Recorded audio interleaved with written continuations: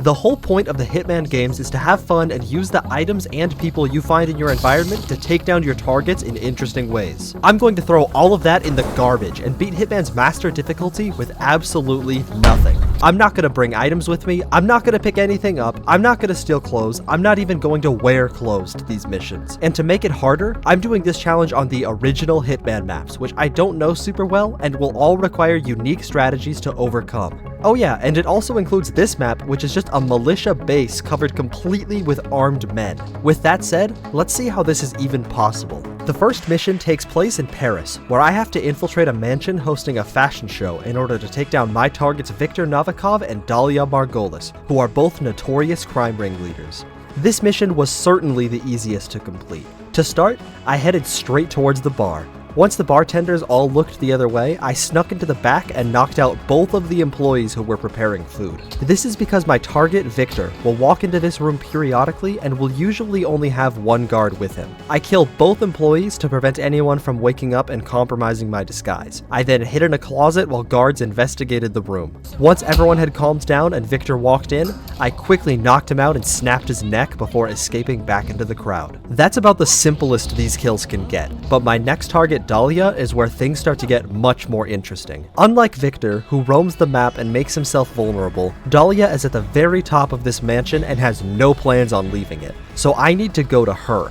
To do this, I sneak out of the party area to go to the garden out back. I'm not allowed to be here, so I slowly eliminate every guard in the garden by using the first strategy of the run, the peekaboo. When guards see the player for a certain amount of time, they'll realize they saw something without realizing it was a person. They will then go to check out what they saw, where I will be waiting to pull them behind the cover and eliminate them. This is very useful for separating guards into different groups and eliminating them one at a time. After clearing out the garden, I climbed up a gutter to reach the top floor of the manor. Despite being barely clothed, everyone just assumed that I was a party guest who was allowed in the VIP area. Now I was close to Dalia, but killing her here would get me killed instantly by the dozens of guards on this floor. She does go into her own private areas at times, but I'm not allowed in without trespassing, and without any way of taking out multiple guards, that shouldn't be possible. But this is where I use the second strategy for this run: false threats. While I can't use any items or pick things up, I can still press buttons. If I activate the fire alarm, it will cause everyone to go into a panic. I can't kill Dalia during this, but it does cause the guards who would normally guard her meeting room to leave, allowing me to slip into the bathroom undetected. Once inside, I can eliminate the bathroom guard along with the guard to the room and wait for Dalia to enter for her meeting. There will be one man with her, but somehow she doesn't notice me choking him out right next to her, allowing me to eliminate her without getting into any serious fights with the guards. With the simplest mission complete, it was on to a tougher challenge: Sapienza. In this beautiful Italian map, I have 3 targets: Silvio Caruso, Francesca DeSantis, and a virus I must destroy. This mission does an excellent job of illustrating just how restrictive this challenge can be. Without being able to pick up items, I can never go through locked doors, as I would need a keycard or a lockpick to do that. The virus makes this detail extremely annoying. There's only one entrance to the virus that doesn't require some kind of key, and it's in the very back of the map in a guarded castle behind a guarded mansion. Once I eliminate some of the guards there and gain access to the lab the virus is being held in, I have to slowly make my way over to the virus. My strategy was to sneak over to the entrance and then begin eliminating every guard around while hiding in a bin every time too many guards become alerted. I couldn't just run inside and destroy the virus before making a quick escape or eliminate everyone, as the doors to get in all require keycards. Instead, I had to trap some of the workers in a living hell by killing guards every time they went inside and leaving bodies for them to find when they got back. Since they always go in and out of the facility, I can go through the doors while they open them, so I need to keep them alive. In Mastery mode, these guards will kill you in only 1 or 2 shots, so I died quite a few times. Eventually though, I reached the virus and was able to tamper with the temperature of it until it exploded, destroying it as I made my escape and using my 1 save. That led me to my next targets, Silvio and Francesca. They both reside in that guarded mansion I mentioned earlier, and both of them are also fairly simple to eliminate, rather than that virus that made me want to give up. For Silvio, I can open the roof to his giant telescope room, which causes him to get alerted and come check it out. When he does, I can catch him and his guards on the stairs and eliminate all of them. I then continued eliminating every guard in the mansion until I could catch Francesca while she was mostly alone and eliminate her. I can afford to be a bit sloppy with the final kill on a mission like this, since there are many paths to exit along with many hiding spots, meaning even if some normal citizens and guards know I'm a criminal, I can still escape before they end up being alerted. With that map out of the way, it was time for the first hell level, Marrakesh. This map contains a large riot outside of a bank along with a nearby school completely occupied by the military, and my targets are in both of these locations. They are General Zaydan and Klaus Strandberg. Klaus is actually pretty easy to eliminate. I can very easily sneak into a parking garage under the bank that's occupied by some soldiers and eliminate them all one at a time. I can then trigger the fire alarm underground, causing Klaus to run down to the parking garage under the assumption it's guarded by the military. Instead, it's guarded by one naked man waiting to strangle him. With Klaus dead, I decided to attempt to take down my next target, General Zaydan.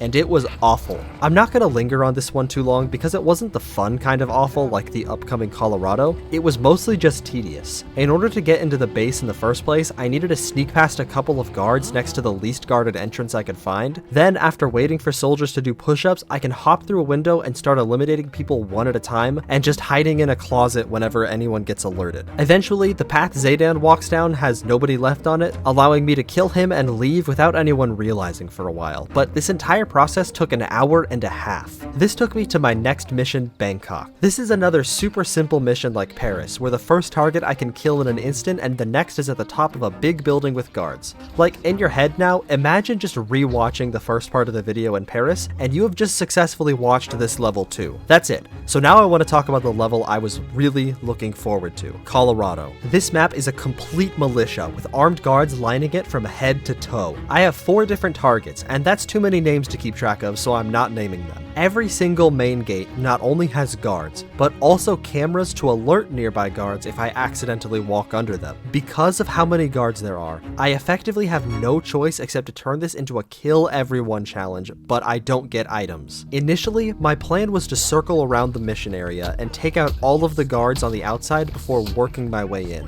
The reason this failed is because the place is equipped with an alarm system, so when a body gets found or one person shoots at me, the entire complex mobilizes and begins exploring the whole compound. With very few boxes for me to hide in existing on the map, I had to try a new strategy as I just kept getting caught. I decided to go with a strategy I called Operation Honeypot. Let me explain. Towards the outskirts of the compound, there's a fairly low amount of guards along with lots of tall grass that I can hide in. By eliminating the guards that occupy the tall grass, I can then be somewhat safe in this area, as even when the alarms are triggered, there won't be enough people here to comb through all the grass. My next step was to use their security against them, and get myself caught on camera intentionally before running away. The guards that ran to the camera spot would then find the body, and once they stopped looking for me, they would stop to start bagging the corpse they found. While they're dragging the corpse, they are oblivious to what's around them, allowing me to kill them and repeat the cycle. Each time I kill a guard, more are lured to their location to clean up the body, and if I can kill them before they bag, the bait only gets stronger. By repeating this strategy over a long, and I mean a long time,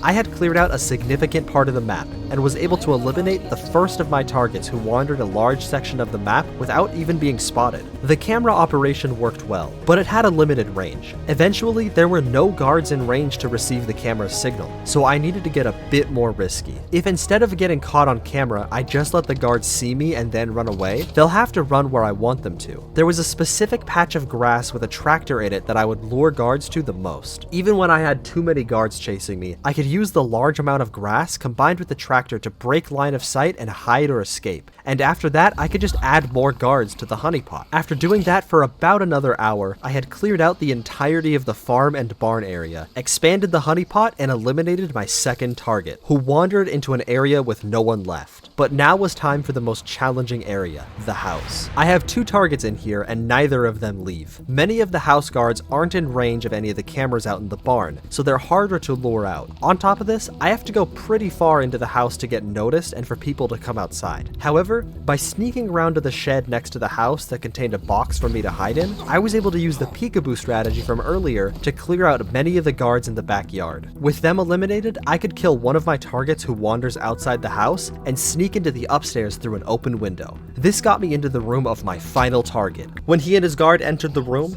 I took the opportunity and quickly eliminated both of them.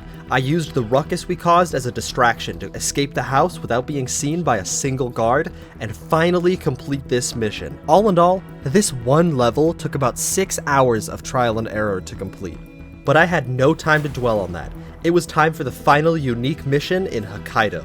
I'm killing a man getting heart surgery named Eric Soders and a woman named Yuki Yamazaki. However, killing my first target Yuki is pretty funny considering how quickly I can do it. She's dead in the first 30 seconds of the mission. I then turn my resort room into a honeypot to eliminate most of the guards in the living area, before running behind the sushi bar to reach the heart that Eric Soders is about to have transplanted. I did have to be careful though, as this map has the unique gimmick that disguises act as keys for doors. So if I eliminate everyone, I will have no way to get in the room with the heart. But by threatening a doctor, he runs to tell the guards in that room, and when he opens the door to snitch, I break in with him and eliminate both guards before throwing the heart for Eric in the garbage. With that heart in the trash can, I can steal a helicopter and finally finish this challenge after 15 hours of going at it. Thank you so much for watching. If you enjoyed, please like and subscribe.